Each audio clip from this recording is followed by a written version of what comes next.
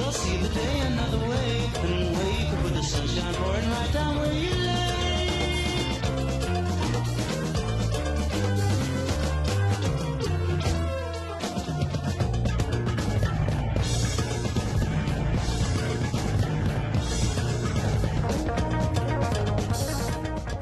Hi, this is Dyanne, and I'm really sorry for my background, but I forgot how to get rid of it. If anyone knows how, that'd be great to share it with me. But I have a great guy here. I have Mike Goode, who is the author of an amazing book, the Emerson, Lake and Palmer, Every Album, Every Song. Now, if you have this already, you'll understand why this is such a great book. If you have not purchased it, you can get it through Amazon if it's still available. And last I looked, it was. But this is a book that Mike, by the way, say hi, Mike. Hi, everyone. Okay. Like a little confirmation, if you don't mind, from everybody, like I always like to do, just give me a seeing and watching you, just the thumbs up, anything at all, just so that I know that you are in fact seeing us. Well, I can see you. I'll say hello. I'll say hello. Look, there you go. Okay, are you seeing replies? No, not yet. Okay, this is what it says it's happening now. So I know that it's got to be going. And I keep getting a go now, but anyhow, we're continuing to just move with this. And yep. I'll do a laugh. What's that? There you go. I just laughed at us. There you go. Okay. All right.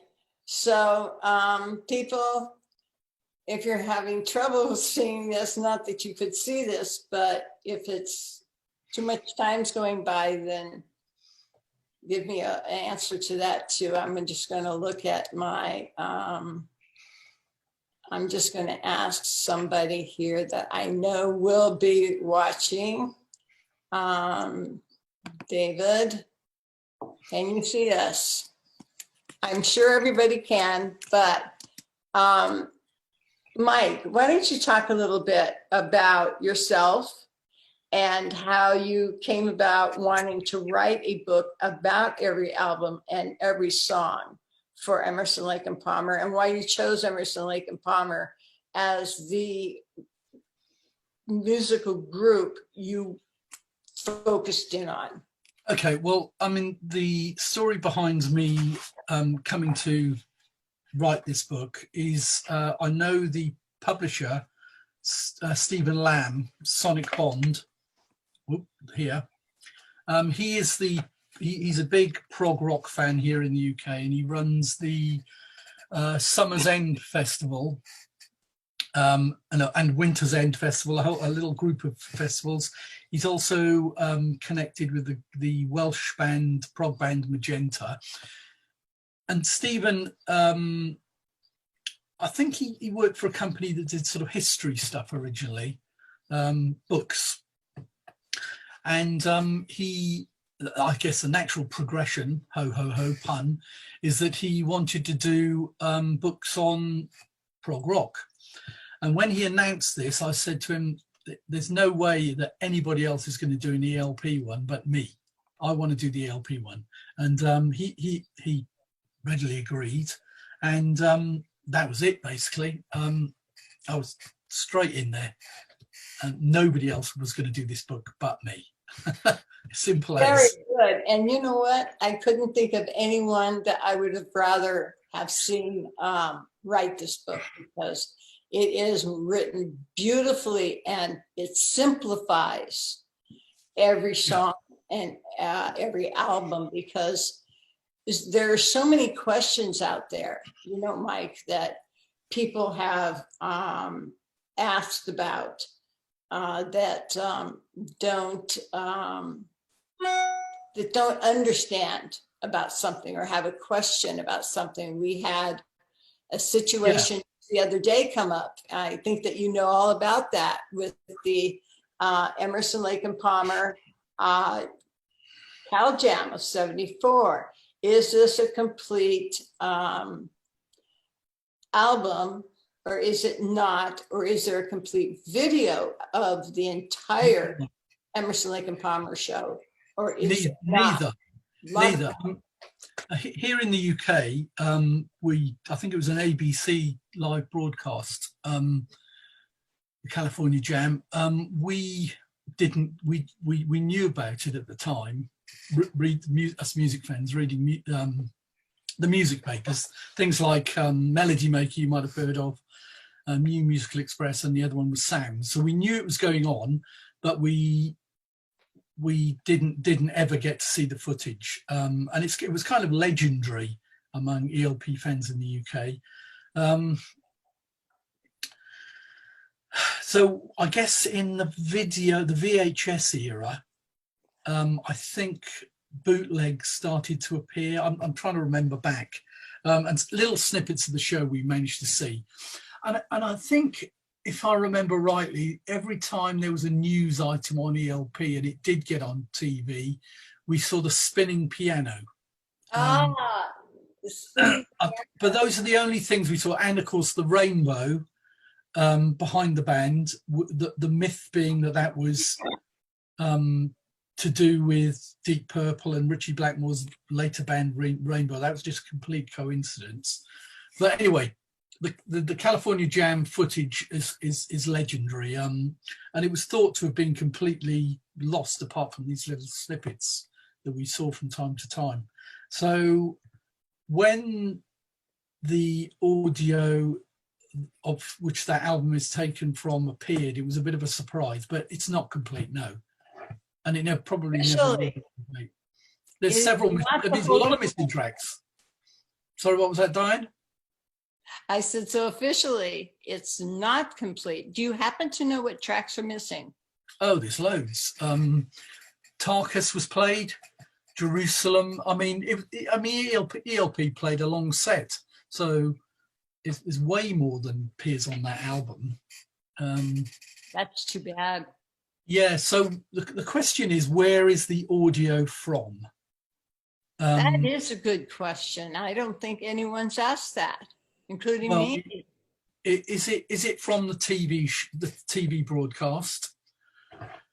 Was it recorded separately? Nobody seems to know. And the word is that ELP didn't secure rights to the audio as part of their contract for playing the California Jam, so it instantly out of their hands. Deep Purple, interestingly, did secure rights to the audio and they released it.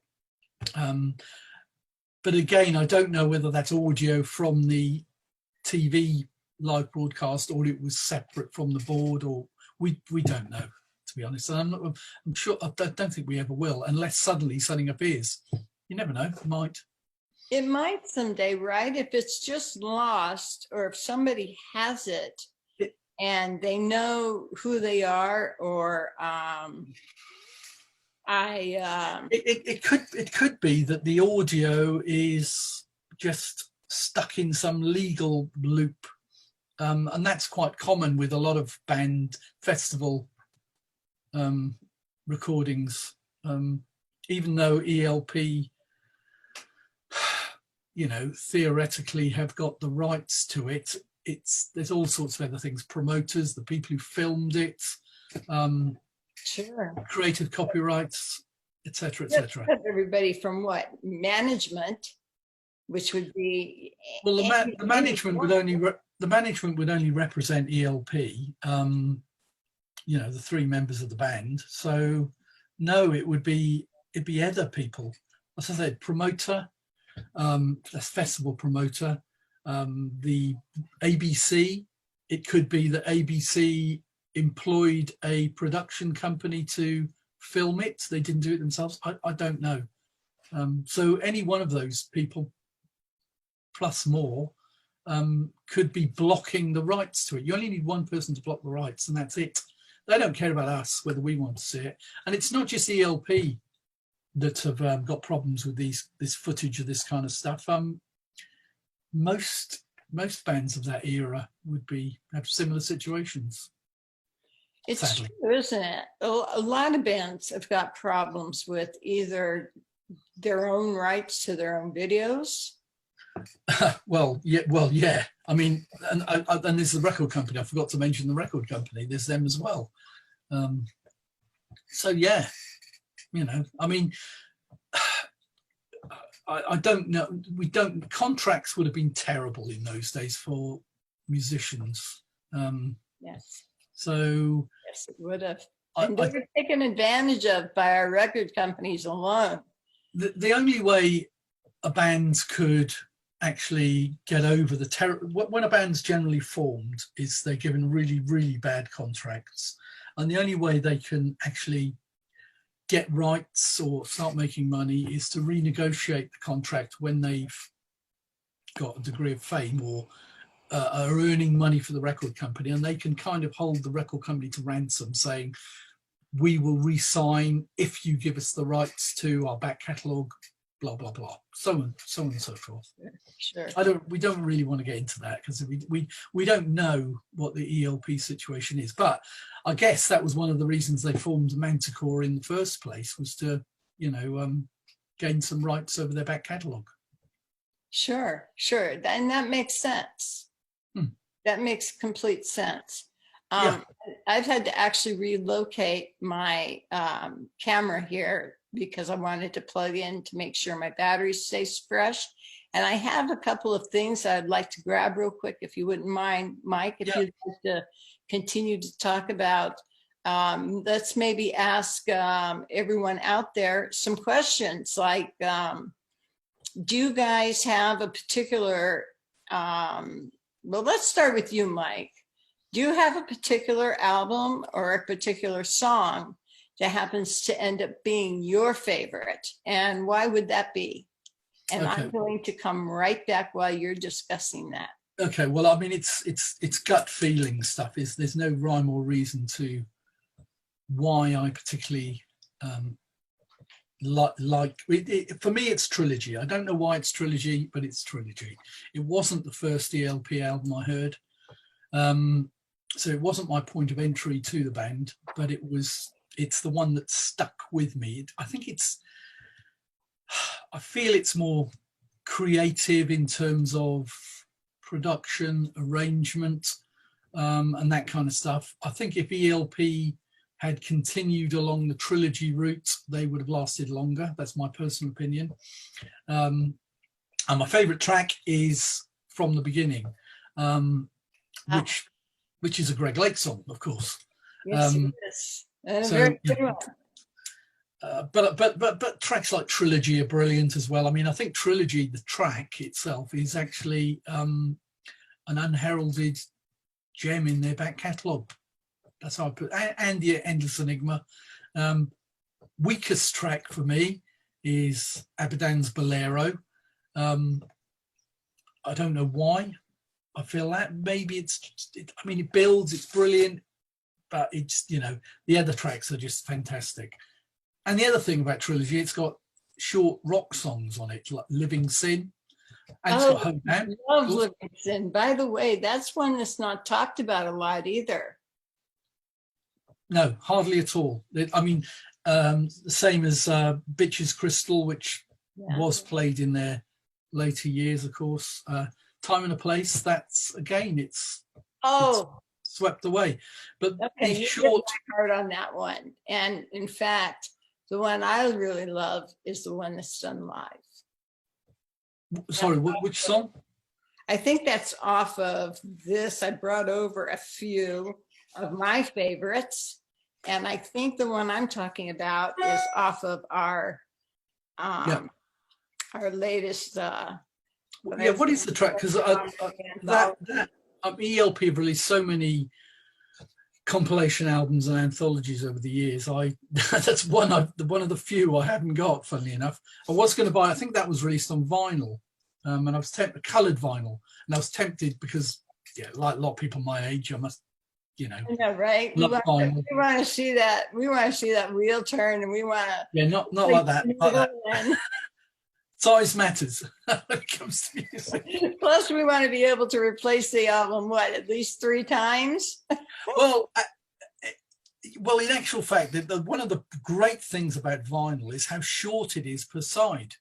So you can drop the needle on it and your attention will stay there. Whereas a CD, again, it's my personal opinion, CDs these days are way too long. I have to agree. And some of them actually repeat themselves a lot too. Oh, they do. Yeah. So, I mean, I can't tell you how many anthology songs I have. I probably have like 6 or 8 different Carnival 9 alone. At least for me. Right. And you know, it seems like every album, like this is my absolute favorite live album. Yeah. And with this one here and the anthology alone. Well, I'll tell you something about that album. I'll tell you something about that album there. When I first saw that in the record stores, I thought it was a compilation album back in the 70s. Because it was, I mean, it's 3 albums. It's quite big. It's quite heavy, and it was always sealed. You could never get into it. So I don't think it says anywhere on the packaging that it's live, does it? Does it say anything on there? Because it says live on this one here. Yeah. Does it say that that's a live album? It says, let's see. It doesn't say it on the cover. It says remastered from the 74 album. And on the back. Not saying anywhere that it is live here. No, so I do know that when I go on, I have Apple. So I have this, you know, Apple iTunes or music, what have you. But on there, when I go down my song list, it will say not only live, but it will tell you where it was performed. Well, it does now, but back in the day when you used to go in a record store and used to flick, you know, you go to the ELP rack and you'd flick through it and that would appear. I mean, I remember it appearing in, what was it, 1974 or did it? Yes, 75, 74. No, it was recorded 74, but I can't remember when it came out. Yes. It's in the book. It'll be in the book. It should be. Plug. If it wasn't, I'd be waving my finger on Mike. You think you need to make another book, but no, I know that this book, and I can't help displaying it enough. It's just, I want to make sure that I'm not being cut out here, that this book is just absolutely fabulous. I mean, I'm reading through it and I'm picking out my favorite songs in here and just kind of doing the glance over. And I just love the detail that you put in here. You talk a little bit about things, songs that ELP maybe went real well, if I'm correct, and some songs that maybe they had some difficulty with, or am I completely off track? No. I mean, of the recording process of ELP, not a lot is known.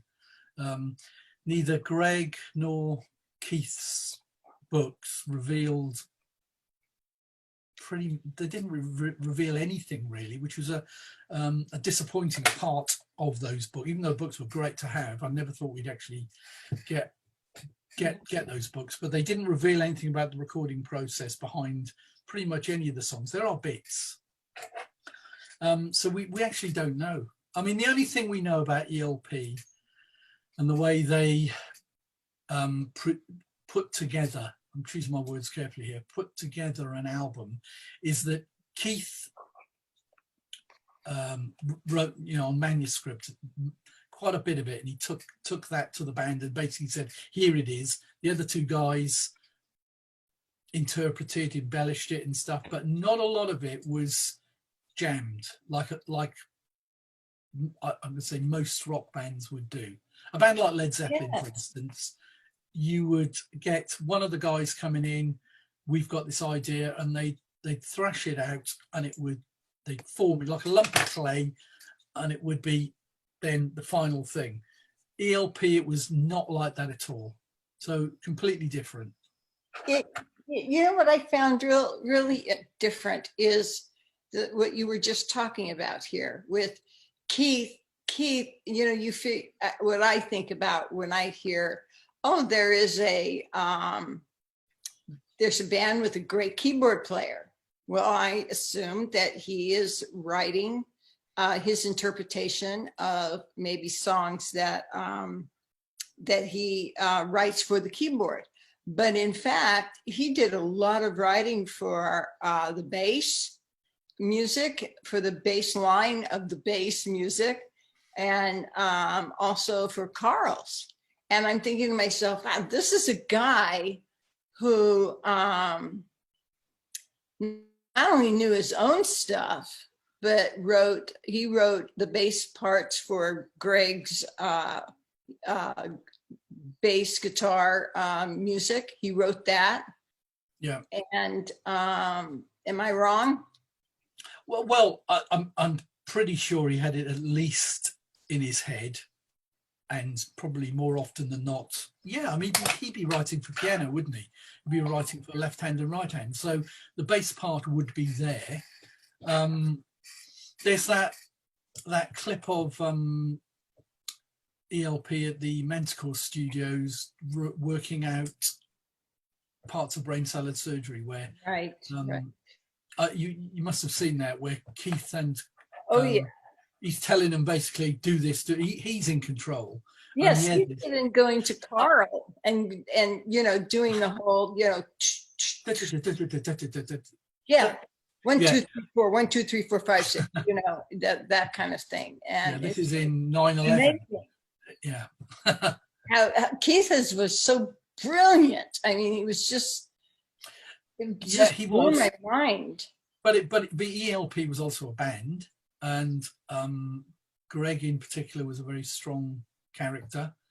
You can imagine, well, I can't imagine, you know, saying to someone like Greg, this is what you should be playing. I'm sure that Greg would be saying, I hear you. However, but it should, however, it should be like, and I think the bit that clip shows that. Ding, ding, ding, ding, ding, ding, ding, ding, ding, you know, whatever it is you play. Yeah, he does that. I think it's oh, that's the Carl bit. Yeah, well, Carl is yes, but that's part of the creative process of being in a band, isn't it? It's part of it for sure. But the point is that ELP were different from a lot of bands because of the way. And so was their music. I mean, they were introducing something that was brand new, as we've talked about in our Titans group. And by the way, hi everybody in Titans, and also I want to say a big hello to Robert Soul, who's watching. Thank you, Robert. Thank you, Robert. Glad to have you aboard. And if you have any questions for Mike that you can throw his way, we would be happy to hear from you. I'd like to hear some more from some more members as well, because Mike is just such a encyclopedia of all of ELP's music, that he could just answer questions that I know in our group Titans, the Emerson, Lake and Palmer Titans of Prague site, that we've gone back and forth with many music and song questions. And I keep going back to that because I need to make sure everyone realizes that now you're talking to the king of the background of these songs and albums. And you know, I think as the point I made in the book is that all together we're the font of knowledge. It's not just me. I mean, I'm only, you know, got, I would say how much, this much. You're more than a fan. You're more than a fan. You are a fan. And what I really appreciated about you,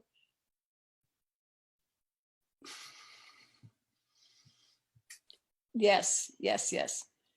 And what I really appreciate about you is the reason also you wrote this book is you wanted the fans you wanted to write this for the fans, as Yeah.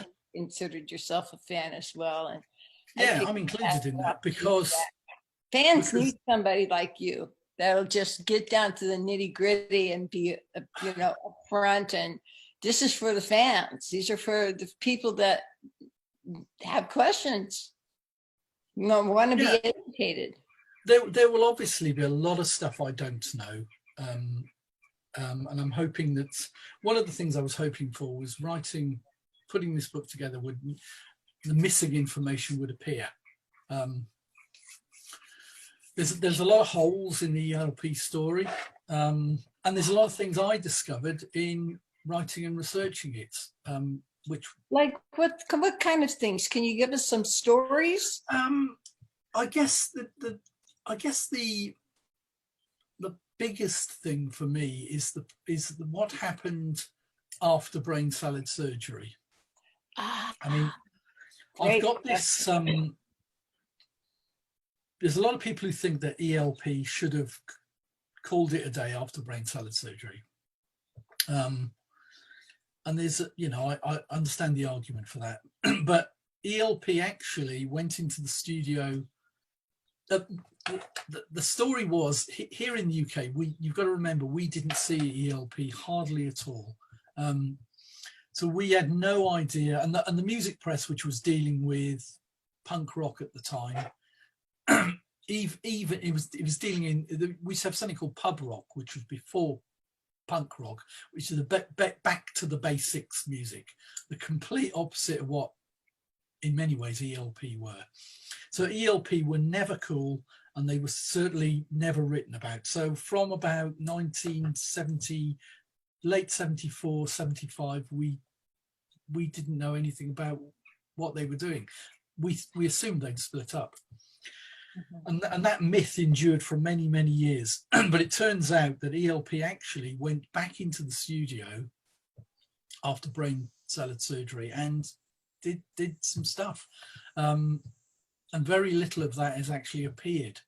Some of it was jams, the Bo Diddley thing. Oh, yes. So Far to Fall, which, eventually appeared on Works too. Greg apparently had already recorded, by the time Works came out, enough material for an album.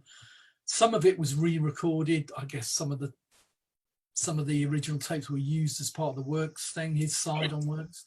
But there would seem to be a little bit of a gulf there between what actually appeared and what might, fingers crossed, exist. We all hope, don't we, as fans, that there's undiscovered things in the vaults.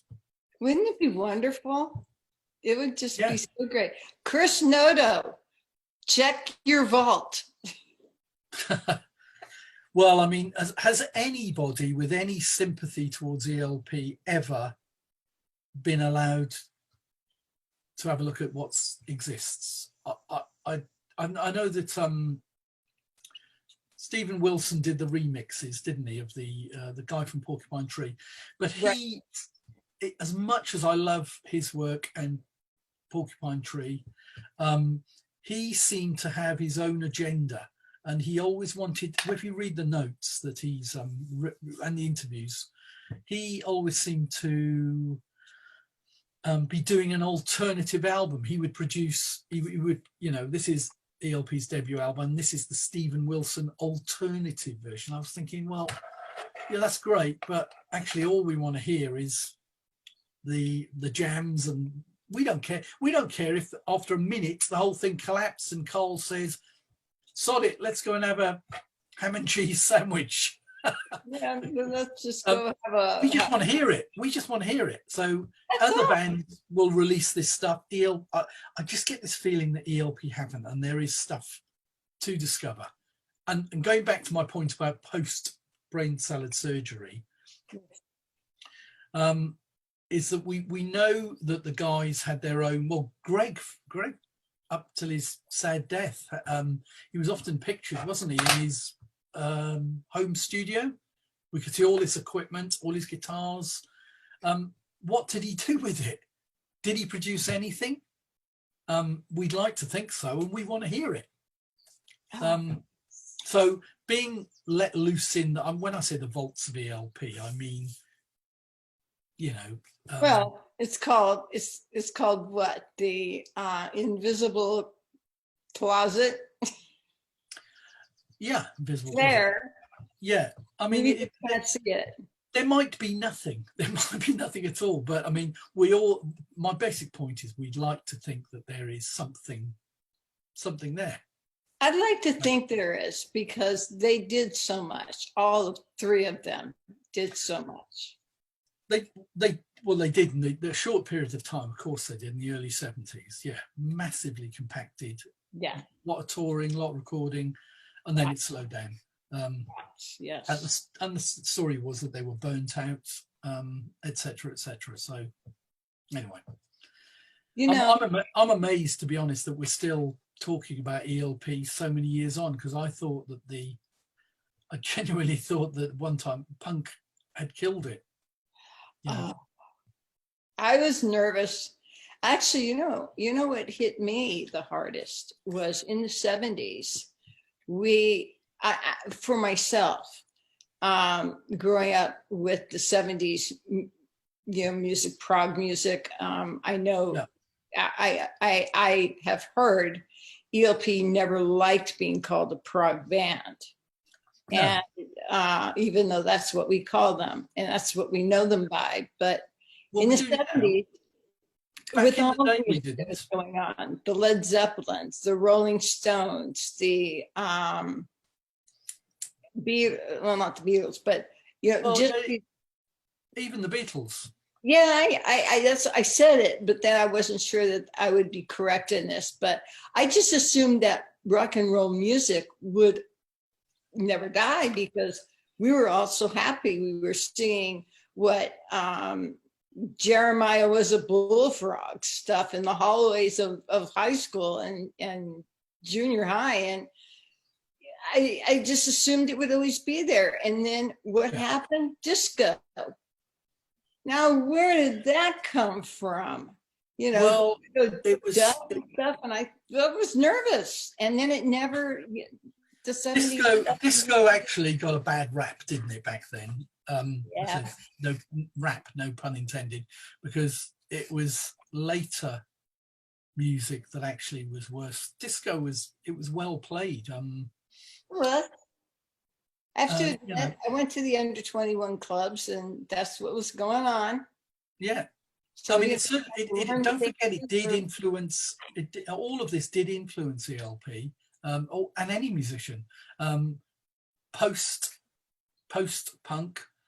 Carl Palmer's drumming changed noticeably. Yes. And Greg stopped playing the bass. Yes. He was no, I mean, if you listen, I mean, I'm a bass player and a guitarist, and on Brain Salad Surgery, his playing is a lot simpler. Trilogy, it's very creative, and the previous albums. Yes. After Brain Salad Surgery, he is playing just dumbed right down. But that could have been an influence of the simpler music that was coming out. I don't know. Keith. So Keith never stopped. Just never stopped. No. And here's a question for everyone watching.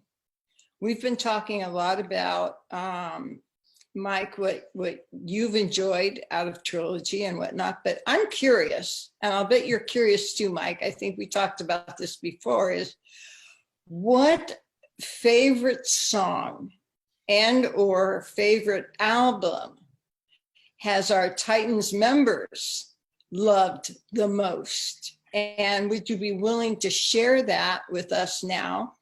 And maybe explain just a short little thing as to what it was about that particular song or that particular album that struck you closest to the heart than any of the other ones. Even though you love the other ones, one usually stands apart from the other.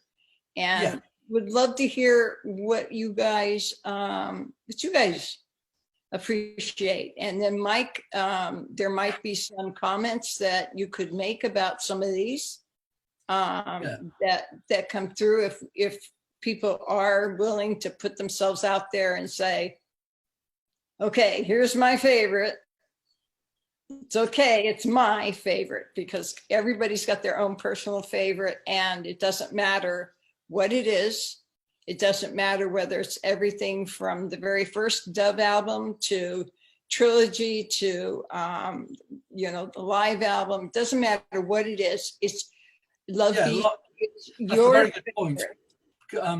Yeah, I mean, I honestly don't know I can't second guess what people are going to say, to be honest. You would think the Fanfare for the Common Man's, the Carnival Nines, Lucky Man, and so on. I don't know. I couldn't guess. I mean, people presumably can leave comments when this video goes out later on YouTube. Oh yeah, absolutely. I mean, I would continue to love to see more questions or more comments come up, because I think that, Mike, you would appreciate that, especially with writing this book. There's so much detail behind each one of these songs and each one of these albums. Well, there's detail on some, and some are very short on detail, funnily enough. Some songs there's very little to say. I mean, because it's a book and I had a constraint on the number of pages. Mm-hmm. Some songs I could have gone on forever. Well, not forever, but I could have gone. Other songs, I readily admit, I struggle to know what to say to them. I'm not going to name any of those tracks, but some are thinking, what am I going to say about this? Read the book and you'll see. And incidentally, with the book, first printing of it, it's been reprinted, so the first edition of it is pretty much sold out, I think. Second printing is being done now, or only just done, so there might be a stock problem for a little while. Sure. I'm amazed it's it sold out and sold to so many. I mean, at one stage it was on the Amazon charts, it was the best-selling music reference book. It was. I read that. Beaten only by a David Bowie ebook, which was like 20. I don't know. It was $1 or less than that, I think. Or £1 here in the UK. I think we can say $1 because I think there's very little difference in the value. There is very little difference. So. Yeah, I'm laughing. That's not a good thing. The calculations between the two when I'm going to send something out or what have you, or buy something. But there is really very little difference. Yeah. Now, something came to my mind here that I think would be kind of interesting to talk about. I'm going to go to my notes for a second, because a lot of things I kind of have to remind myself. But you talked a little bit about the Manticore box set. And the red one. I thought that there might be a little bit something more that you'd like to share with everyone about this particular. After I'd written the book, I suddenly realized that I probably didn't give enough attention to the various box sets that have come out, but the Manticore, the red one, this one, didn't get enough attention, simply because I don't think I got over the point that there was fresh material there. It probably wasn't publicized at the time. I don't think it was for a long time. And then all of a sudden, boom, there was an advertisement. Well, I mean, how it's promoted. I mean, ELP has never been that well promoted in any way. But I mean, for instance, if I go through the CD1, you've got Touch and Go, which was an Emerson, Lake and Powell. Favorites. But this is Emerson, Lake and Palmer. It's re-recorded. So how many people realise that? And then, of course, you've got Hang On to a Dream, which was a nice track. You've got 21st Century Schizoid Man, which is a Crimson, staple, and Fire, which is the Arthur Brown. So there's one each of the individual ELP, and they're feisty. Well, Hang On to a Dream isn't feisty. It's quite a sensitive track, but I mean, certainly 21st Century Schizoid Man and Fire, they've got a bit of fire in them. They've got history. Well, it's not just they got history, but ELP managed to do something fresh with them. Yes. I think that also is interesting. There's a guitar on those tracks, not Greg Lake, which is a guy called, I think it's Tim Pierce, who's a wonderful guitarist. He does brilliant. If you're a guitarist, look up Tim Pierce, and he does tutorial stuff, studio stuff. He talks. Brilliant American guitarist. But he gives the sound. This is my opinion. He gives the sound something fresh, which perhaps indicated something they could have done later, which is in the hot seat, maybe. I have to say, by the way, hot seat. Sorry, people. I love it. I listen to it every single night it's part of my sleeping routine. And But it sends you to sleep. no, wait a minute. I absolutely love Fanfare. Pictures is on that, isn't it? Pictures. Oh, my goodness. But Pictures is on here. Where is it? There. On In the Hot Seat started here. It was recorded for this. So it's the same version. So that was like a bonus tracks. Did you know also that on in this box set is a freshly recorded version of I Believe in Father Christmas? No, I did not. Yeah, there's one with a choir. I think it's a gospel choir. So I think there's nice four different versions of that track, which again, not a lot of people realise. But yeah, I mean, this is, but okay, you can talk about it in the hot seat. Oh, thank you. Because, the one, I think it's Fanfare, where near the beginning of the song, it does this kind of eerie, I don't know how to explain it other than you feel like you're listening to the wind inside a cave or something. That's Pictures, isn't it? Pictures. Yeah. Pictures. Yeah, Promenade, I think, is the first one. Yes. And then Carl starts in with this boom, boom, boom, boom. Yeah. Boom, boom. And it builds and it builds. And I know it feels just like a train, but it pumps me up so much. My adrenaline just goes crazy. I'd be interested to know how many people prefer. It's very hard with something as iconic as Pictures at an exhibition. It's very hard to have an objective view on the original and the one that was the bonus tracks in the hot seat and on the Manticore box set. I find it really hard. I know you managed to listen to it with fresh ears. I can't do that. I can't do that at all. All I can hear is the live version at Newcastle City Hall. We say Newcastle. Well, that's right. That's right. Newcastle, if you've been the Queen. Newcastle, yeah. Newcastle. I'm Welsh, so I say castle. And people up in Newcastle say castle. That's so great. I love it. Newcastle. I like that too. I like saying it like that. That's really cool.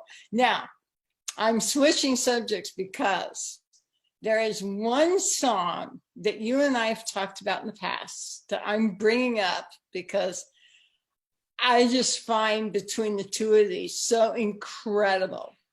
One of my absolute favorite songs that I play, the first song on my birthday every year is the same thing because I consider it a party song. And we guess what it is.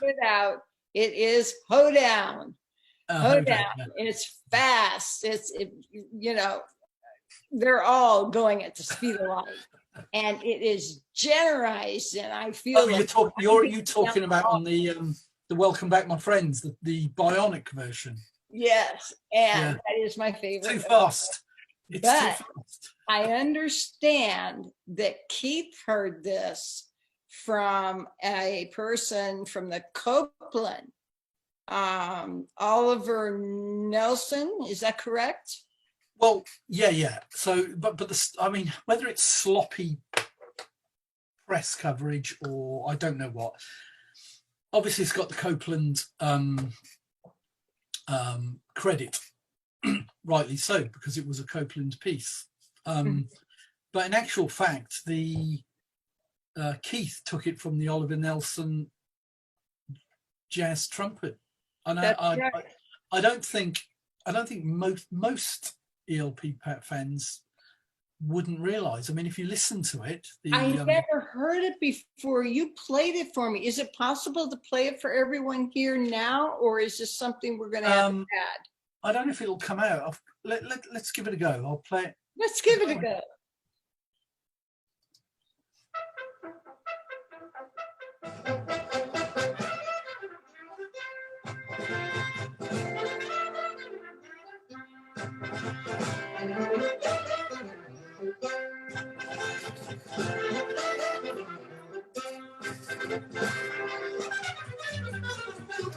Anyway, and so forth.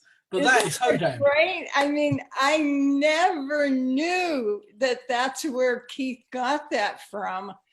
Tom will know. Tom has just joined the chat. Tom will know that, but not many other people will know. Right, Tom would.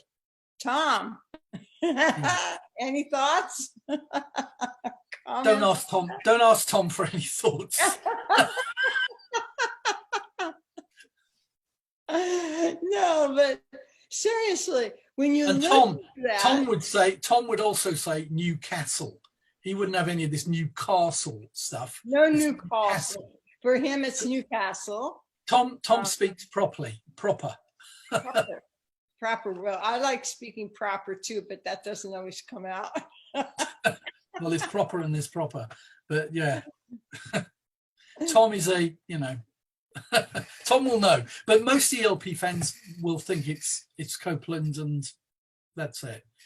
Yeah, I just. But ELP's music is peppered with this stuff that music journalists didn't even bother relaying, and I guess there's an element of Keith and Greg.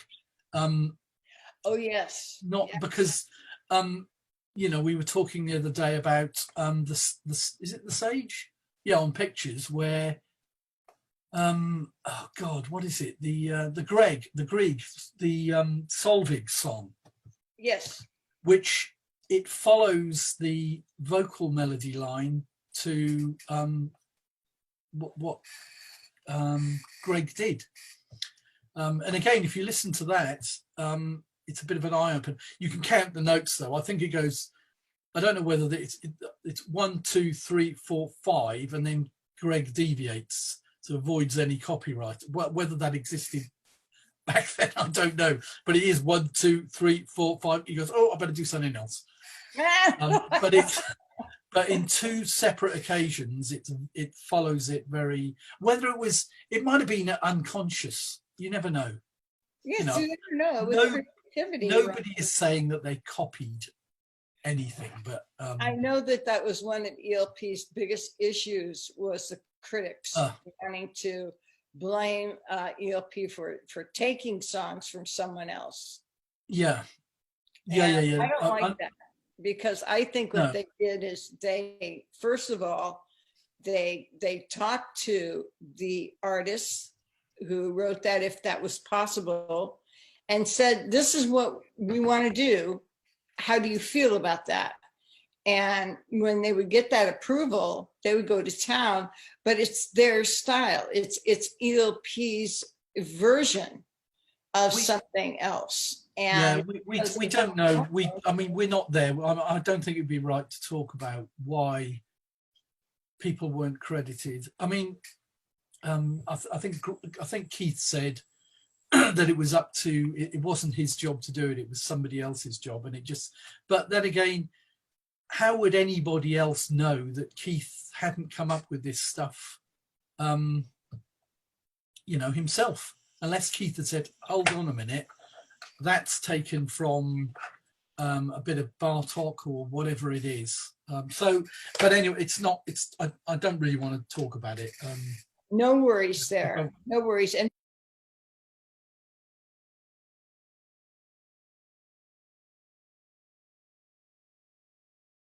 to say, Robert Shepard, hi, how are you? I noticed that you have joined us too. So any comments or anything you'd like to talk about regarding ELP songs that Mike could answer for you, or that you just like to say? All of you people, go for it. It's okay. Because Tom is still watching, we can ask him, because he knows better than me probably. Well, Tom is pretty. And incidentally, with Tom's Noddy's Puncture. Yes, love that band. Forget all, with all great respect to all of the other ELP tribute acts. Yes, in absolutely. the world, Tom's stuff is the real deal. I mean, unless you've heard that. And how do you say this, Dyanne? We taught you what is the kind of synthesizer? Begins with M. How do you pronounce it? Moog. No, the other one. Moog. Moog. That's it, yeah.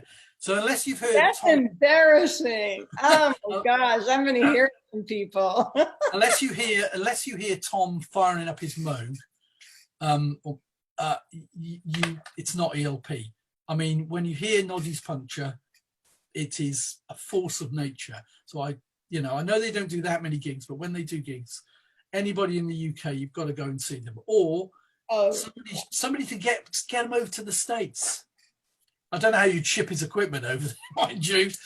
I don't think that they've done that at all, which is why we haven't been able to see them. But no. Manticore is a big one for me in New York. They're a great band, really good band. But unless you hear the real analog equipment that Tom plays, although to be fair, Tom has that whole Keith Emerson performance style too. I mean, with the knives and jumping over and playing backwards and whatnot. He only gets the knives out when he's angry, when someone else in the band, one of the other guys in the band, sort of, you can see him look. Have you heard that saying? He looks daggers at somebody. Do you have that saying in the States? Yeah. He looks daggers, so he just. Oh, that's so funny. Tom, is that the truth? He won't admit it. No, I could picture him saying, Hammond, you did not do this on key. You went off key, so therefore I'm gonna put you back in key. Yeah. We're gonna have this play on tune. Yeah. Well, the Moog. The Moog. Yeah. It kind of doesn't like staying in tune anyway. It's part of its character. I actually hear that there's an awful lot of adjustments done after every performance Keith did. In fact, you have to bear in mind that Keith had his team. Tom has just got himself. Keith would throw those daggers in there, and there would be like pieces of a Hammond keys just kind of chipping and flying off in every direction, and this poor technician after every performance had to fix all that. I mean, I don't know how many keys, I wonder, did this technician have to keep on hand? I don't know. Tom's the man to ask. Tom is the man to ask. Tom, how many keys did the technician have to keep on hand to replace at a moment's notice in between these tours? Maybe mid-gig. You don't Are know. these gigs is what I It's really like- need to say, is the gigs. It's like bits of old teeth flying out, you know. So Well, he lets himself go, and I mean, things go flying, and things break, and he keeps right on. He never miss a beat. yeah, absolutely. Anyway, Tom's been very quiet. He's been too quiet. Doggone it. He's very shy and retiring sort of man. I know, and that's fine, and that's fine. And I'm wondering what else. I do have one other question. Go on in. Projects. Do you have anything going on that you can talk about that maybe you're working on currently? No. Yes. That's a better answer. I'm doing a similar book to the ELP one on Pink Floyd at the moment. On their not on Pink Floyd itself, because Pink Floyd, it's been overdone. It's been done to death, is the saying. Yes. And I'm going to be doing one on the solo careers. So Sid Barrett, that's been written about quite a lot, but he will be included because the stuff that he did was relatively confusing. So I'll kind of tidy that up. But Roger Waters, Nick Mason, David Gilmour, and Rick Wright. So I'll be writing about their various solo careers and and I'll probably touch on their session work a bit, because they've guested on quite a lot, and production. They've done some, you know, production work, particularly Gilmour and Nick Mason. Yes. Quite interesting production work. Would you be talking at all about maybe some of the background to the wall? I won't touch on Pink Floyd at all. Roger Waters, of course, has done the wall live, but no, I won't talk about the Pink Floyd stuff at all, because it's been done too much. Okay. It'll just be their solo careers. Well, that's good enough. I mean, amazingly, I mean, I know I said earlier about it was fantastic that we'd had the books on Keith and Greg, which, you know, but amazingly, there aren't any books. This isn't what I'm going to do, but there aren't any books at all on Roger Waters or Dave Gilmour. You'd expect. That's very true. Very true. I'm a big fan of Pink Floyd. I've seen them a few times, and their shows are just spectacular as far as their. Totally different to ELP, but yeah. Oh, look at Robert Shepard. I have nothing to add to anything Mike has to say. He's the authority. It's the guy that plays. It's the guy that plays.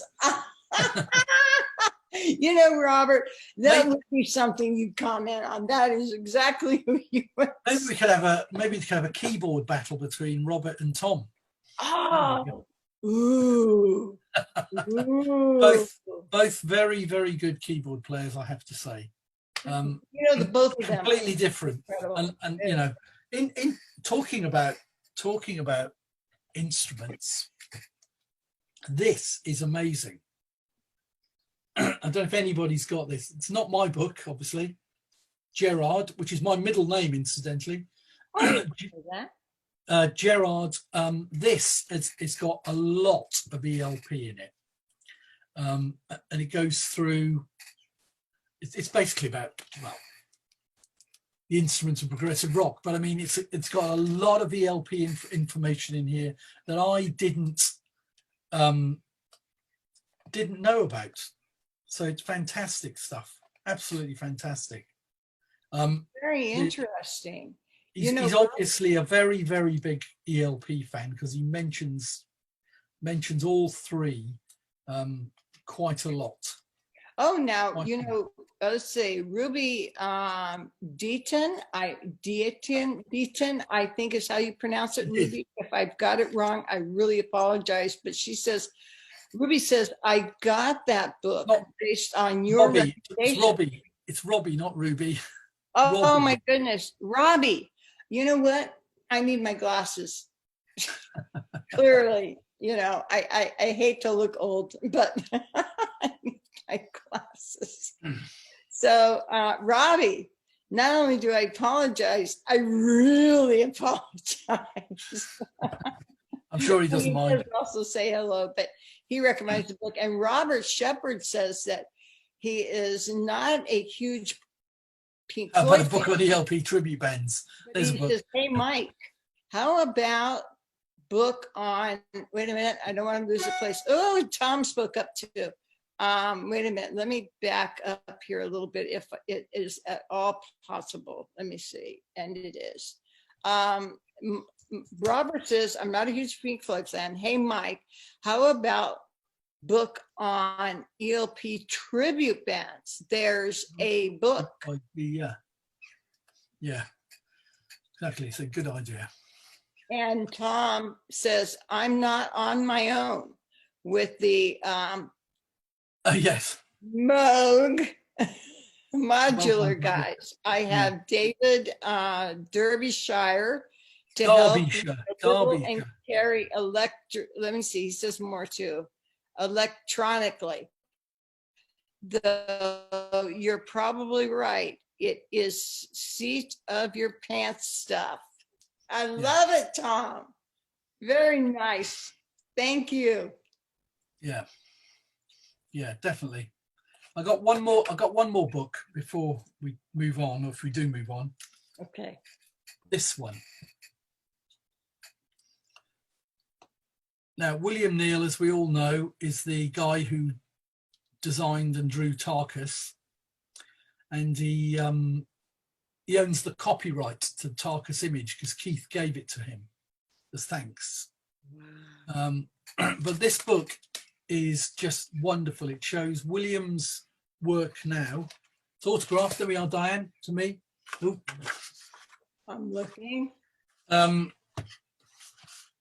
But what it does is, apart from it tells you about his stuff he's doing now, it's got, interestingly, is where I see that little drawing. See this little drawing here? Oh, where is it? Here. That's a very formative early Tarkus idea for these sort of weird creatures. And in here is where he explains. Where's the? Yeah, there's the early Tarkus. Oh, here, early Tarkus drawings. That's the original cover, which was rejected by Greg. Obviously, the following one. Oh, you know what? I heard about that. But then, interestingly, also this here, that is his rejected design for Trilogy. And he's standing in front of the design there. So that's William. But this book is, you know, a real insight into ELP's album cover designs. So I recommend that. William's got a website. We should put the link up so people can go. Oh, let's do that. Can you show the cover of that book one more time? Because I don't have it. And I'd like to very much look into that. Watching Paint Dry, William Neal. Okay. Yeah, that's, he lives in Scotland.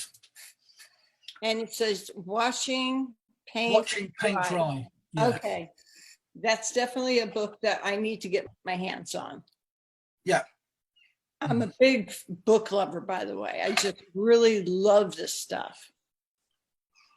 Well, William did, let's have a look. Where is the, oh, he did the Three Fates cover, which I haven't got here to hand, I don't think. That's somewhere here. I've got way too much ELP stuff. I couldn't possibly.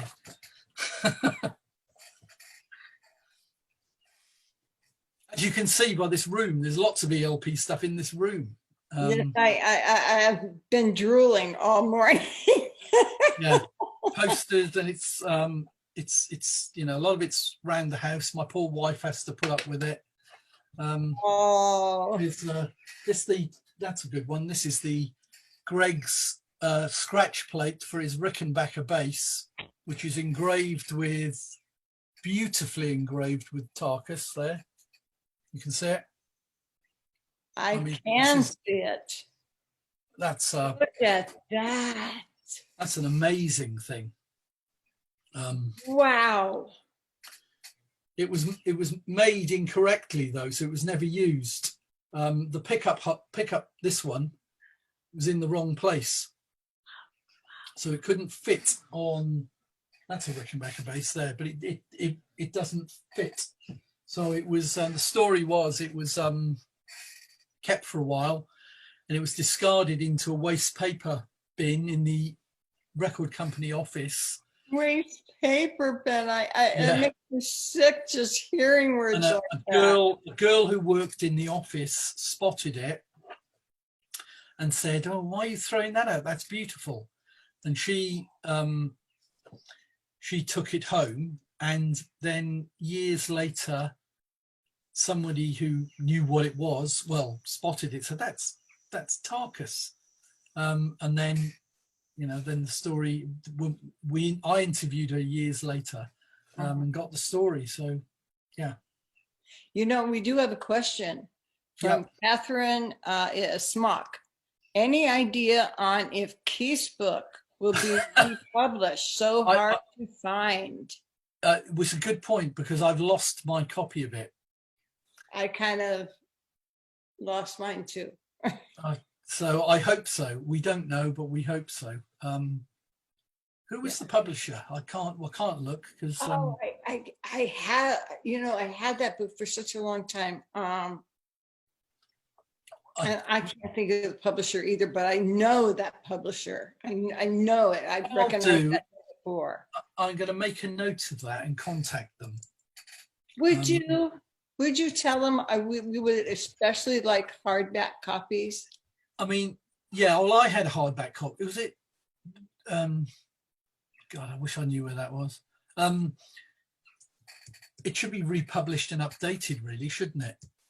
I think it should. I mean, I would like to see it again. Yeah, we'll make a note of that and ask. Okay.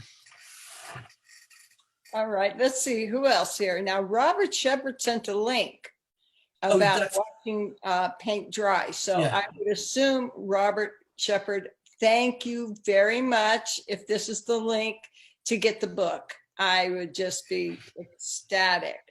And Robbie caught it. Robbie says, I'm looking at my copy. The publisher is John Blake Publishing. Okay. I'll get in touch with them. Limited. I think that's what LTD stands for, is limited, right? Yeah. Yes. Limited, yeah. Just like to always make sure I'm correct. And Kathy Smock says, awesome, thank you. So we've got people here that are very excited about things like this. And Mike, you said you're going to contact them. And I think we have, let's see, do we have something else that was, I thought that we had another link here. And, Tom wants to also make sure that we know that, that he doesn't compete. Naughty Punch does not compete. They're huge, or Robert says, excuse me, have it backwards. Robert Shepard says that Tom and himself does not compete. He's a huge Naughty Puncher fan. And I'll bet you that Tom is a huge Manticore fan. And he's got Naughty Puncher has the UK market cornered. And Manticore has got the United States covered. Yes, obviously I haven't heard Manticore, but I've seen the YouTube videos and they're brilliant. So how do you like that? And they're also they're very, very different bands. I love Robert Shepard's sense of humor. I mean, doing Jerusalem and doing that little kickoff at the end is just absolutely brilliant. Robert, you are have a great sense of humor and don't ever stop.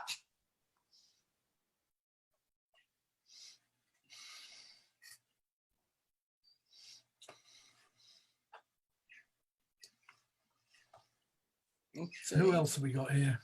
Well, I thought we had another question here someplace here. Let me see. I'm probably deleted it. Thought better of it. I know, right? Let me see. We've got why is Dyanne in front of a map of the world? Is she going for world domination? I think that's what it said. Well, you know why? It's because Dyanne doesn't remember how to get that background off of so it had to stay. But you know what? It's really the universe of ELP. And no, you look like a Bond villain. It's a Bond villain would sort of have, you know, in a minute you're going to start stroking a cat. Oh my goodness sakes, please no. Oh, Mr. Bond, we have been expecting you. Where have you been? Where have you been? You know, they like that too, right? Behind your ears, you know. I mean, it does look like you're going to start reading the news. I need my daughter's kitty cat to do that, Luna. Luna, and look at this, the background. Oh, that's so perfect. But she has a fabulous. So, but anyway, I think can you see that one there? That album there? Can you tell what that is? Wait a minute. I don't see it. I don't see it. Where? I'll get it. Hold on. Sit down. Okay. Can you tell what this is? Let me see. We're on a little bit of a delay, so let me see what it looks like. Oh, wait a minute. Can anyone guess? Let's have a guess. Let's let everybody else guess, because. Does anyone read Russian? Not lately. I'm still trying to work on English. No, I don't know what that is. Does anyone else know? Let's take a look. Look, 3 words. What does this look like here? Well, it kind of well, it's an album, and it kind of looks like Manticore or Emerson, Lake, and Palmer. This is a Russian copy of Pictures at an Exhibition. Of course. ELP. What else? What pictures? They, you know, because the Russians had their own bootleg copies and stuff. So, yeah, it's one of many albums here that I got too many. I know, right? I wish I could say the same thing, because I love your collection there. This is good. Look, it's another one, Dyanne.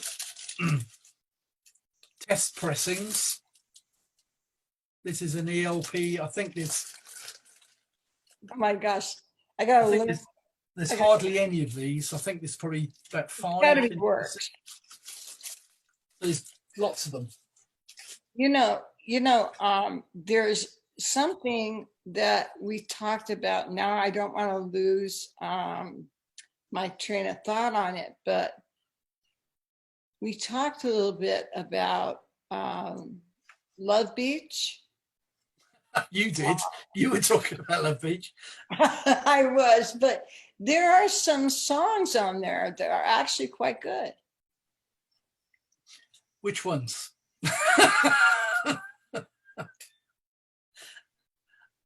The lyrics are particularly yeah. Yes. Well, okay. Let's talk about Love Beach, because I think there has been at some point a discussion on the Facebook group, either this one or one of the other ELP ones. It's been this one. about the rehearsal tracks that were released, and there's two deluxe versions of Love Beach, I think, to date, and both of them have had different rehearsal tracks, which is really confusing, but all of them are worth hearing because it gives an indication of what Love Beach, no, hardly anyone mentions this. In fact, I'm the only person that probably does mention it. It gives an indication of what the album could have sounded like, and it's much harder hitting.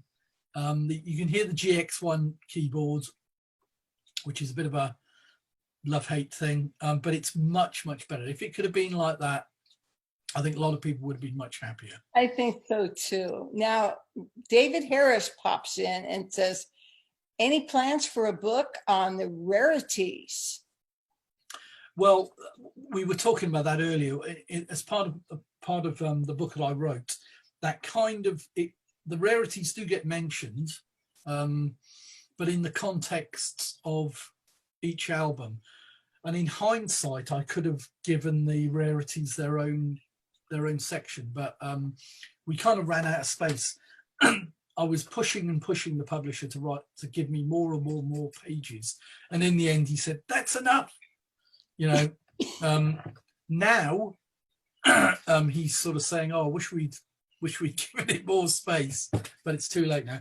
Yeah, maybe one day we could, but I'd like to wait until more rarities appear, which goes back to what we started this conversation. What's hidden? Don't we see?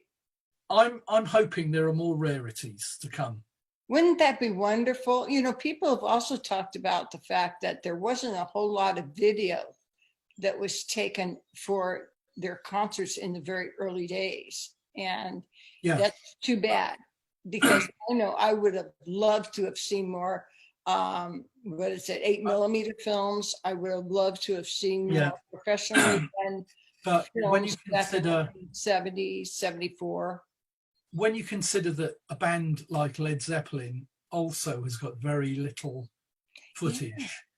So if Led Zeppelin haven't got it, then ELP, I mean, ELP were nearly up there at one stage. Well, they were sort of level pegging with Led Zeppelin maybe at one stage. There's no chance. It's just 8mm fan cine film, really. Yeah. It is a shame. Yeah. It is a shame. It really is a shame, because we really missed out on a lot of stuff. Yeah, well, my pet thing is not the video, it's the recording. Why didn't ELP record their shows?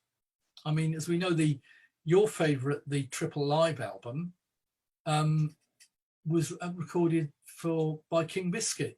ELP didn't record it. So that's right. What did ELP actually record apart from pictures?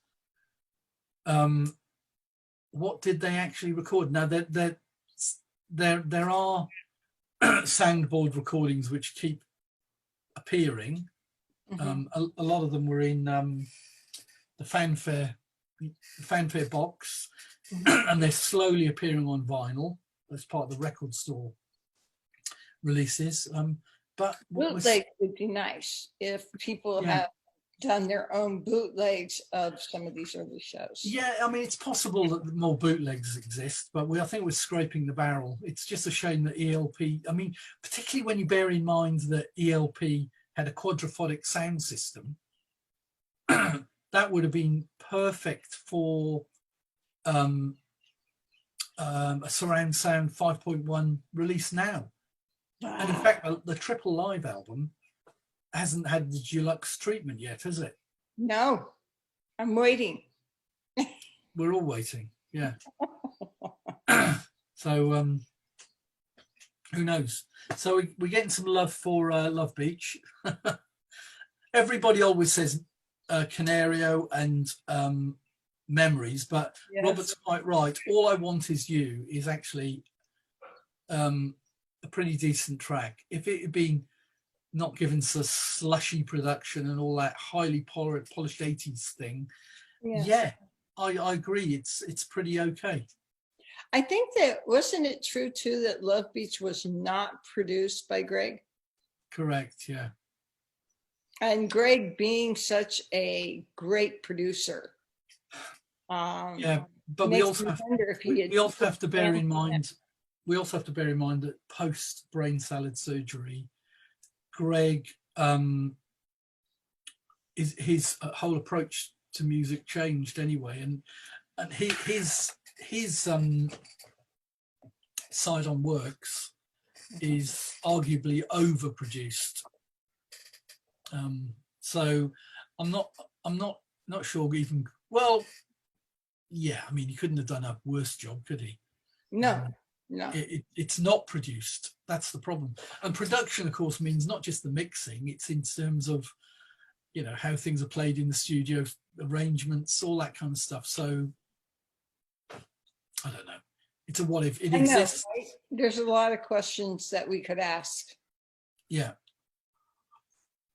I mean, the biggest thing, the point people make about it is, if it didn't have such a god awful cover, would it have been perceived better? And the answer is, oh yeah, and not given such a bloody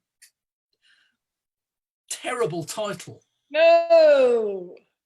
I If mean, they had done a different title, and if they had just not been standing in the water in the book, I mentioned that Keith did his own poll at a state, I can't remember, an airport somewhere, where he asked people if this was Love Beach was the title of the new ELP album, and people said no, it's not a title for ELP. And he took it to Amit Etigan, the Atlantic guy, record company guy, but they wouldn't have it. They said it's been decided, it's going to be called Love Beach. So I don't know why. Does anyone know why? Yeah, they're on drugs. A lot of people were. Yeah, but you wouldn't expect guys like that. No, I mean, you would not. No, you would not. They just lost the plot, and I think they were so scared of the rise of the punk thing, the simplification, the energy of that entire thing, and they couldn't work out why bands like Genesis had managed to transform themselves into a more of a commercial entity. Well, Phil Collins, I think, had a lot to do with that. This was pre-Phil Collins, though, wasn't it? It's before Phil Collins' solo career. But Genesis had already brought out, and then there were 3, which is shorter songs, but they'd still retained the prog credentials. Oh yes, Selling England by the Pound and Well, yeah. I mean, but ELP just, they just weren't that kind of band. Although, yes, is Asia, the band Asia, are they the commercial ELP? Is that what ELP, they were trying to be? I don't know. So we could talk about this till the cows come home. Do you have that saying in the States, the cows come home? Yes, that is a saying, until the cows come home. Absolutely.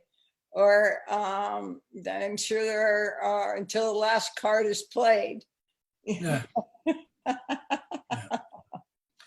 So it is. Love Beach is what it is. It is an embarrassment to most ELP fans. Well, I guess the question is, what did ELP fans really want? Did we want Works? We didn't. We love Fanfare for Common Man. Yeah, Works was a definite thing, especially if you just said brain salad surgery. Yeah. And Works comes out. I know my boyfriend at the time said, don't get Works. It's different than DSS. And I went and got it. And I loved it. I did love it. But it was different. It was definitely taking it on a different course. Yeah, and it was also the polar opposite to what was happening with the aggressive punk, new wave, pub rock, all of that stuff. And they just lost the plot. Could ELP have ever done anything raw is the thing, you know. Could they have paired, there was some talk of ELP stripping the sounds back to drums, bass, and just Hammonds and piano and maybe a bit of Moog. That I personally would have loved. I would have loved that. Yeah, but we'll never know. You like Yeah. Black Moon, for instance. It's like you have this definite Carl Palmer style, and yeah. Greg is doing his thing with that bass that no one else can really duplicate. And then you have Keith with just this, you know, boom. Yeah, here. but the difference is that Carl's drumming had changed, as we discussed earlier. Keith's keyboards were getting increasingly layered in terms of the sound. It wasn't a simple sound anymore. He didn't play much Hammond. It wasn't so much straight piano. And also then you have Greg playing a different bass style. Again, a simplified style. So Black Moon was, I quite like Black Moon as an album. Excuse me. Bless you. I quite like it as an album, but it's not the raw ELP thing I think that most of us love. So I think they enjoy doing Black Moon for sure. Yeah. But you know, I really do truly love the original trilogy, and yeah, our first album, Dove, and of course. And of course, you know, people don't talk a whole lot about this particular well, that one again, experience. Let's have a look. The Emerson, again, of course, the bugbear. Let's have a look. Bugbear amongst ELP fans is that one, which is the alternative mix album. Mm-hmm. Oh, David Harris. Yeah, he likes Black Moon a lot. Yay, yeah. David. Yes. But not many people have heard this version. No. I'm one. Yeah. So, I mean, it's only a matter of time before this is released, I guess. It's been quite a while now, but when was this? 2017, so 3 years, not that long. This is the back of mine. I think I, yeah. The regular back. But there's another version of that one. I think there's a Japanese version of that with an extra track. That makes sense. I don't know which one you've got. That might be it, actually. Has yours got a bonus track on it?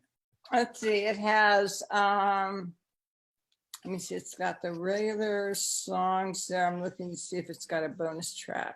What's the last track? The last track is, oh, hang on a second. I need my glasses. Doggone, I knew I was going to hold it up to the screen. I can see it. Okay. I'm going to hold it up really close. And no, you got it. It's got to be in your shape. So hang on a second. Let me get my glasses, and I'm going to read you what I have. Because I got them right here. I just didn't want to actually wear them. Yeah, so David Harris, I like Black Moon a lot. Yeah, so do I. You know, this is where age shows up, right? Okay. I have to take mine off to read. The last one was A Blade of Grass. Oh, yeah, I think that's a bonus track, isn't it? It is the bonus track. It does say so. Because you have Footprints in the Snow, and then it's bonus track, A Blade of Grass. Yeah. Yep. Yes, indeed. So I got the bonus. Yay. Yeah, you have. So Robert's saying about it's very hard. Black Moon's hard to duplicate. Complex scintillate. Yeah. So it's layering. Yeah. Yeah. It's overdone. I mean, it's great. I love it, but it's overdone. Yes, but I do love the drums in Black Moon. Yeah, actually, Carl's drumming is just it's a great track, and it arguably should have done better as a single. But different show most of the time. Let's see, David says, my friend Mark Calder has the Japanese CD, which means I have it on my iPod. I It's think that a means different show, mostly, definitely. Most definitely. It's a different show, most definitely. yeah. I think he means about Black Moon. So I don't know. Anyway, I think so. I think that's what he's talking I guess the other thing, talking about Black Moon, is that we've got the Royal Albert Hall gig, right? which was recorded. I think I was at 2 of those shows. I can't remember which. Anyway, it doesn't matter. There were 3 shows, 2 and then 1 later. But they must have recorded more than that was just appeared on the single CD. So where is that other stuff? We want to hear it. You know, Yeah. do we want to hear another version of Rondo? Ah. Good question. Personally, I'd quite happy if ELP dropped Rondo altogether, but you know, I think a lot of people would disagree with that. Well, you know, like we've said before, every single person has their own feeling about certain songs, and we respect that. And one person's love is another person's dislike. Yeah, one person's Tarkus is another person's Jeremy Bender. Oh yeah. Oh, I love Jeremy Bender. And yeah, but we're not going to talk about that because I talk about that in the book quite a lot, and that is picked up in the review that Prog magazine did of my book. We'll say no more. Okay, we'll say no more about that, but I will say this: Manticore, God bless you for doing that video, The Sheriff, because the fact that's brilliant. The fact that they kept the ending identical to what Keith did just made it all the more fun, all the more enjoyable to listen to, and it was a surprise ending for me. I can't remember. Did they do the beginning though? Did they do the shit bit? I believe every single note in that entire Sheriff video. I don't think anybody can play it without doing the expletive in the front, the false drum. Yes. Shit. I used to hate playing that at home because I think my mum's going to hear it. My mum's going to hear me swearing. I was never permitted. Robert saying yes. Is Robert saying yes to? I knew Tom would say you can't drop Rondo. Is Robert saying they did yes to the beginning or not? Oh, Tom says you cannot drop Rondo. Yeah, I know. Tom would say the theatrical bit, both the the bass string. Yeah, the bass string squeak. Oh, I'll have to go and listen to that. You could post the video to that, the link, Robert, so we can see that. Oh, that would be wonderful. That would be absolutely wonderful. I would love to hear that. That would be great. And of course, you know, we've talked to death, I know, on our site. Every time we bring up Carnival 9, which, by the way, you know, the film is in pre-production. Oh, yeah. They're writing the screenplay, so I don't believe it's casted yet. So we could all get a part in this. Well, I actually applied. I figured, man, to be a part of that would be like a bucket list, right? So yeah, I actually did apply. I'm trying not to say what I'm thinking here. I'm thinking of the lyrics. And I was thinking, trying to figure out, okay, how do you be an evil carnival person, you know? Yeah, it wasn't one of those I was thinking of. I was going through the lyrics thinking, which part has she applied for? I actually applied for the bad, mean part. I wanted to be one of those people that go from you got to lure your victims in, and you do that with the sound man Barker. that what did they used to call it in the old carnival days? Yeah, that one Barkers. guy. They were barkers. Yes. And he would have to be real smiles, and he'd have to look real friendly and very inviting. And he brings them all in, and then he changes character. Yeah. And now it's an evil carnival, and they didn't suspect it. And now these people are being tortured. And now your Barker is just smiling, but he's got that smile that just. Yeah, we're going to get him inside, and we're going to play them some Yes, and they're going to hate it. Oh, I like Yes. Yeah, we're going to play. We're going to give. We're gonna play like. This one's called Tales from Topographic Oceans. No. Or how about let's do something by what's that punk group that did the Queen did with Sid Vicious Sex Pistols. Sex Pistols. Let's throw some Sex Pistols in that evil carnival, huh? The Sex Pistols were a great band. If you They listen were back, great, but they were opposite of ELP. Yeah, well, kind at that time. Just a little bit. Yeah. The Sex Pistols were, they were in all, rights. They were in their rights. they were all, Sid Vicious was an idiot, but the rest of them. Sid Vicious was just, he had issues. Yeah, of course he did. But the others are, they were a half decent rock band. I didn't.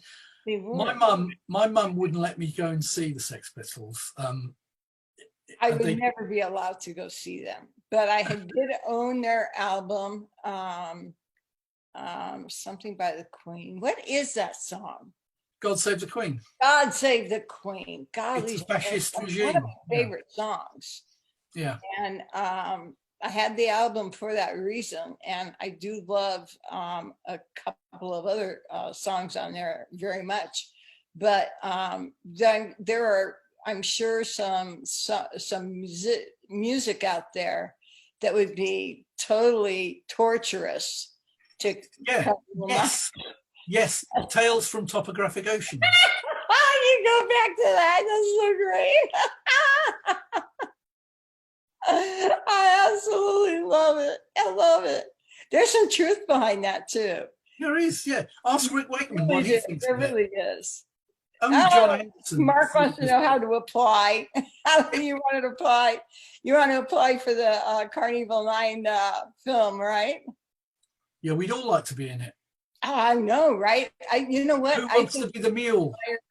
I think everybody who's watching this right now, we all get together as a group and say, we alone together could make this movie, because nobody knows Carnival 9 like our group. Nobody knows it. We have that so embedded, we could probably sing it backwards and still get it going. And, yeah, I mean, I'll be the bishop in a car. Okay, and me, I'll just be one of those people that I'm dreading what you're going to say. Something really. Have you actually read the lyrics to Carnival 9? Well, there's just some lyrics that are kind of really out there, and you have to be prepared. I mean, if the producer looks at you or the casting director looks at you and says, you know what I'd really want you to do? You know that part where you have a stripper? Yeah, it's the part with 7 virgins and a mule. If they say, we're looking for 7 virgins and a mule, which of these ELP fans is going to put their hands up? I think we got David Harris, I think, and Mark DeGregory. They're both volunteering. I can sense it. Oh, yes. Oh, yes.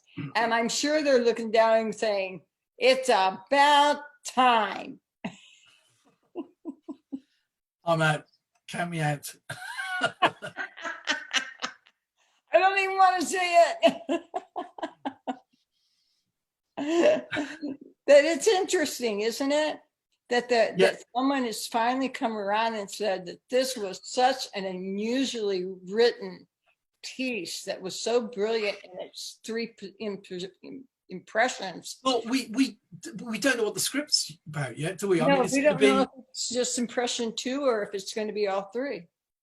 yeah, it's going to be, well, I think it's just basically the dystopian world that was it Pete Sinfield sort of dreamt up, which was a common 1970s sci-fi or 60s 70s sci-fi theme anyway.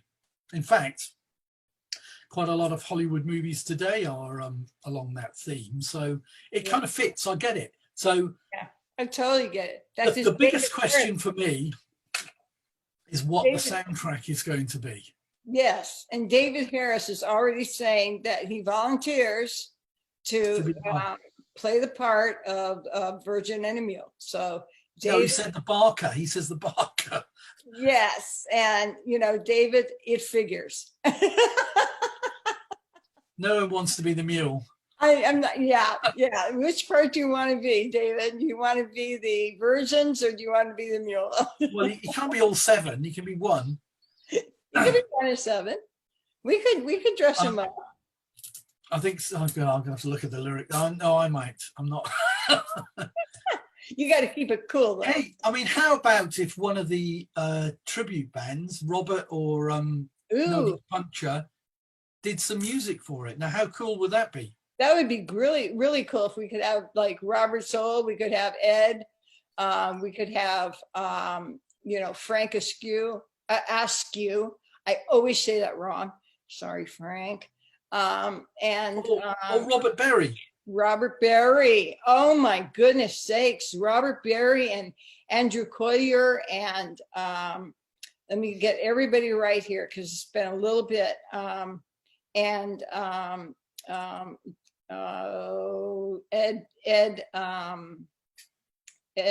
always talks about it, him. Our guitar player for Robert Berry. Yeah, that's a good idea. What Robert says, Tom and I can get together and write Carnival 9 4th impression. Genius. Oh, that's Robert. Why hasn't anybody done that? There you go. Nobody's even thought about it. And Robert, what would the subject be about? What would the theme be around for a number 4 impression? Do you have any ideas? Yeah, what happened to the mule?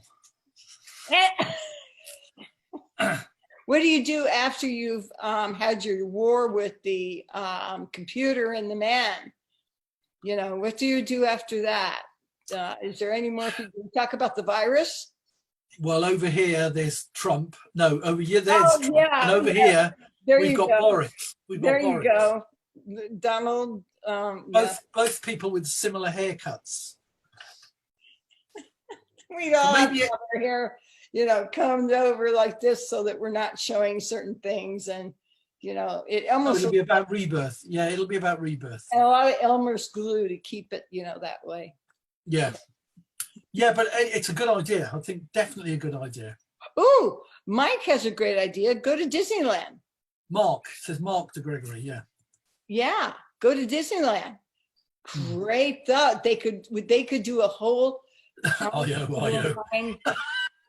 evil carnival going through the little people's that boat that goes through the it's not a wonderland, but how they go from music to music to music, and well, it could. I mean, to be serious about this, Carnival 9 could easily be a ride, couldn't it, on a Disneyland or whatever? Yeah, I wish I could remember the name of that. Oh, Disney movie. Who knows who I'm talking about out there? Where it's a small world after all. That's the one. Go ahead and take just that ride and make it a 4th impression, because there's a lot in there that I think you could mess around with. I think it's a great idea. Good idea. There, look at David. Anyway, we'll see. So do we know when the movie is meant to be due out, Dyanne? What's that? Do we know when the movie is due out?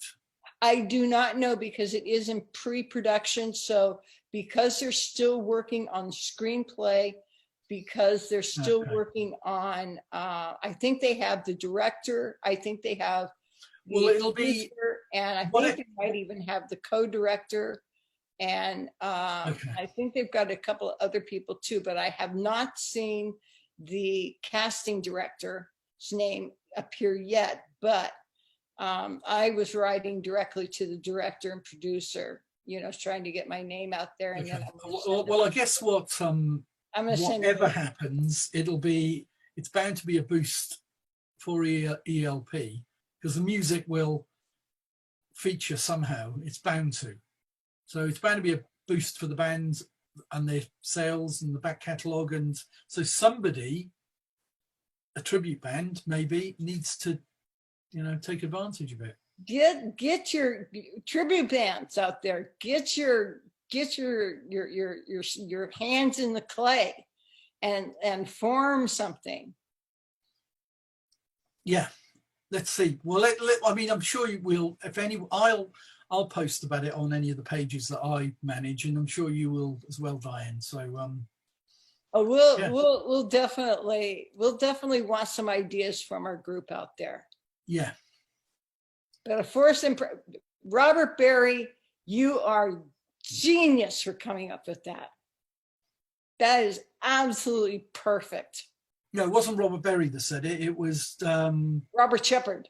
Robert Shepard. Yeah, Well, Yeah. Robert Shepard, I do apologize. we should do another one of these, shouldn't we? I really think so. I think we should. But I think we should. I don't think we've said enough.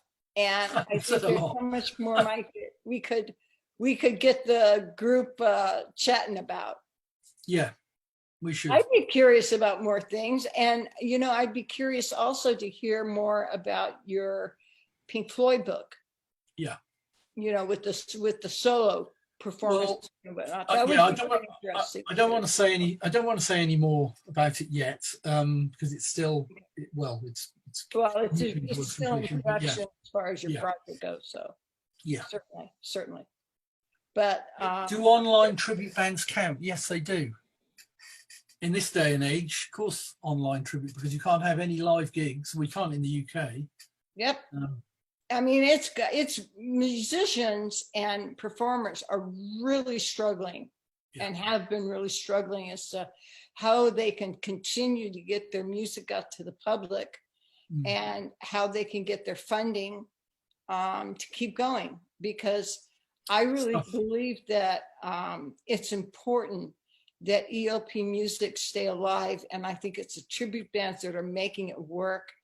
yeah, or any live music. And our but groups Quite right. on Facebook, and people like yourself that are willing to come on and talk about what they know, because everybody knows something different.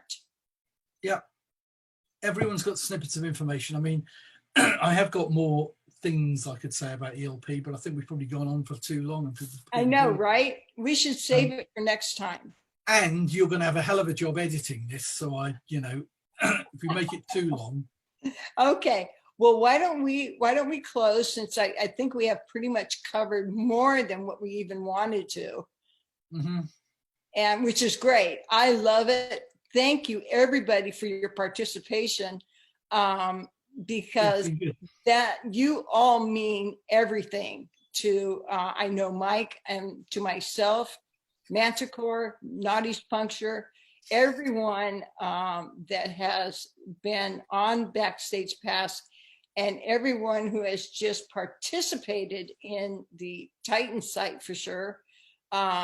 You guys all are family, and I humbly thank you for joining us today. It means a lot to Mike and I to see you guys out there. And I think as a newsreader, in your newsreader, you should sign off saying, Dyanne Klinko, news at ELP at, what time is it now over there? 7 o'clock here in the UK. It's almost 11 o'clock in the morning. 2 Coffee hours. I'm sorry, here. people.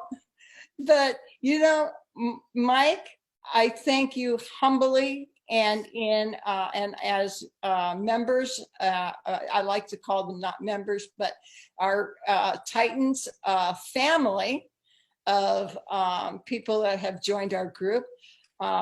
We all want to say thank you, and we expect very much to see you again soon. Yeah. And we will do this again, and we will bring up other topics and close up on any topics that are still pending, if people still have more to say after we close. There's tons more to say. Isn't there? Yeah. But for right now, Mike, humbly thank you again for coming on and doing this with us, because you mean a lot to us. And I think that a lot of people have just come to know Mike Goode, author of Emerson, Lake and Palmer, every album, every song. Check it out on Amazon. If you can't find it there, I'd go to eBay. Oh, you don't go to eBay. I don't get any royalties from that. Oh, no, you don't, do you? What other site can you recommend? What other site? I don't get hardly anything anyway. So, I mean, you know, there's no way do I get. That's shameful. Well, that's very shameful, because you're the one that's doing all the work. Yeah, the publisher is very, very good, to be fair. But I mean, we're talking, I will try and get the figures, the sales figures for it to share with everybody. Because I was amazed it sold. I don't know how many it sold. People keep asking me, but anyway. I know, right? I know. But you know, Sonic Bond, let's find out where else we can get this one available. I'll let you know when the reprint is ready. I'll let everybody know. You're awesome, Mike. You are absolutely the best. Yeah, I know. Let's close for real. And say we will see you soon. And on behalf of everyone who has participated today, big thank yous. And we're all thanking you too, Mike. I'm just doing it for them. And I might have had my hair cut next time, because hopefully me too. Actually, I'm still too long, but at least I got to the shop. At least I finally don't. Yeah, have not here. We can't. Here. I'm hoping my sister will have cut my hair next week, because we finally, because I'm in Wales. Yeah, I'm tired of being a pioneer woman that you know, looks like a pioneer woman from 1800. Yeah. Right. Fishing for compliments. It's just like, oh my gosh, I need this and this done. I need my eyebrows. Look at your eyes. Look at these. You think you got problems? Mike, you look great. Don't even go there. You look great. Yeah. Don't we better go. You know, I could be doing like, you know, one here, you know. No. Anyway. But anyway. It's time for my dinner. We're going to talk again. Next time I'll have my kitty cat and, you know, do the old. Oh, yeah. Can't forget that. I've been expecting you, Mr. Emerson. We love you very much. And we will talk soon. Yep. See you later. Everybody else, thank you for participating. God bless you, and stay safe. And so that, you know, we'll see you soon. Yes. See you later. All right. Bye-bye. Bye-bye, everyone. See you next time. I will edit this, and I will bring this back to you guys for you. Look at that. Look, I was actually doing hand signals, but yeah, I know. What's doing them? Right. All right. Speak to you later, Dyanne. And I always have hard time closing, so be safe, be good, and I know, as I know you will, and look forward to hearing more things from you. Bye. Bye.